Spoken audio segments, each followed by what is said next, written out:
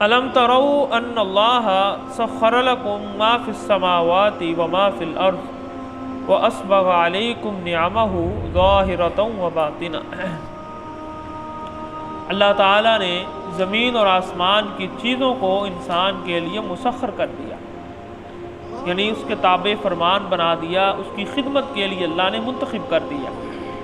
دیکھیں، چیزوں کو منتخب خدمت کے لیے کسی کو مسخر کرنا یہ دو اعتبار سے ہوتا ہے۔ ایک تو یہ ہے کہ کسی چیز پر پورا کا پورا اختیار دے دیا جائے، اور دوسرا ہوتا ہے کہ کسی چیز کو اس کے فائدے کے لیے مقرر کر دیا جائے۔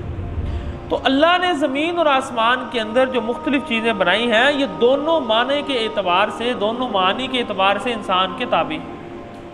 یہ ہوا، پانی، یہ نباتات، یہ جانور، یہ پہلے معنی کے اعتبار سے اللہ نے سارا اختیار انسان کو دیا ہے، ان کو جیسے استعمال کرنا چاہے کر سکتا ہے۔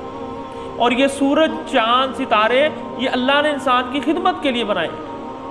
تو اس طرح آسمان اور زمین میں اللہ نے ہر چیز انسان کی خدمت کے لیے مقرر کی ہے۔ کچھ چیزوں کو اللہ نے انسان پر اختیار دے دیا، یعنی انسان کو کچھ چیزوں پر اختیار دے دیا، اور کچھ چیزیں اللہ تعالیٰ نے انسان کی خدمت پر لگا دی ہیں، وہ خود بخود انسان کی خدمت کر رہی ہیں، انسان کو کچھ کرنا نہیں پڑتا۔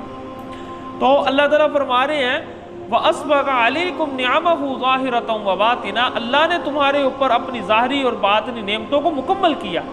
انسان کا اپنا ہی وجود اگر انسان دیکھ لے تو ظاہری اعتبار سے انسان کے جو اعضاء ہیں یہ اللہ کی بہت بڑی نعمت ہے۔ ظاہری یعنی انسان کے ہاتھ ہیں، پاؤں ہیں، چلنے کے لیے، دیکھنے کے لیے آنکھیں ہیں، کھانے کے لیے منہ ہے۔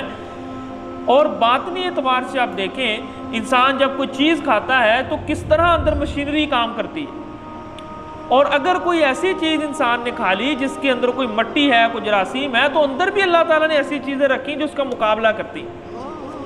تو اندر ایک فلٹر کا نظام اللہ نے بنایا ہوا ہے۔ تو یہ اللہ تعالیٰ کی جو نعمتیں ہیں نا، یہ ظاہری اور باطنی، پوشیدہ اور ظاہری اعتبار سے اللہ نے انسان کی نعمتوں کو مکمل کیا۔ انسان کھاتا ہے، بس اس کا اتنا کام ہے، باقی اس کو ہضم کرنا، اس کے جو اصل چیزیں وہ جسم کو لگانا، یہ ساری اندر کی مشینری کام کرتی ہے جس کو اللہ نے انسان کی خدمت کے لیے مقرر کی۔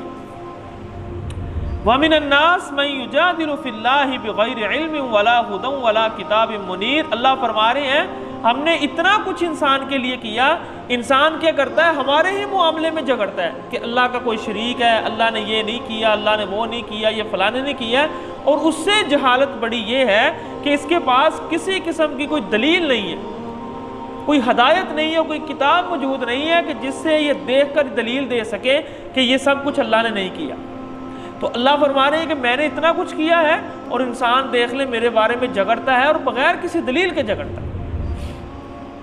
وَإِذَا قِيلَ لَهُمُ اتَّبِعُوا مَا أَنزَلَ اللَّهُ قَالُوا بَلْ نَتَّبِعُ مَا وَجَدْنَا عَلَيْهِ آبَاءَنَا، اور جب ان سے کہا جاتا ہے کہ اللہ نے جو نازل کیا اس کی پیروی کرو، قَالُوا بَلْ نَتَّبِعُ مَا وَجَدْنَا عَلَيْهِ آبَاءَنَا، تو آگے سے کہتے ہیں کہ ہم اسی چیز کی پیروی کریں گے جس کے اوپر ہم نے اپنے آباء و اجداد کو پایا۔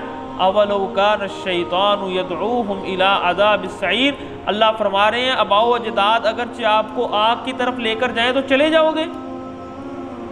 یہ کیسی بات ہوئی کہ جو ہم نے بڑوں سے سنا وہی کرنا ہے؟ ایسی تو کوئی بات نہیں ہے، اس کے اندر کوئی حقیقت نہیں ہے۔ اللہ فرما رہے ہیں کہ اگر بڑے شیطان کے پیچھے چلتے رہے ہیں اور شیطان آپ کو عذاب کی طرف دعوت دیتا رہے تو آپ اس طرف بھی چلے جائیں گے، تو یہ کوئی عقل کی بات نہیں۔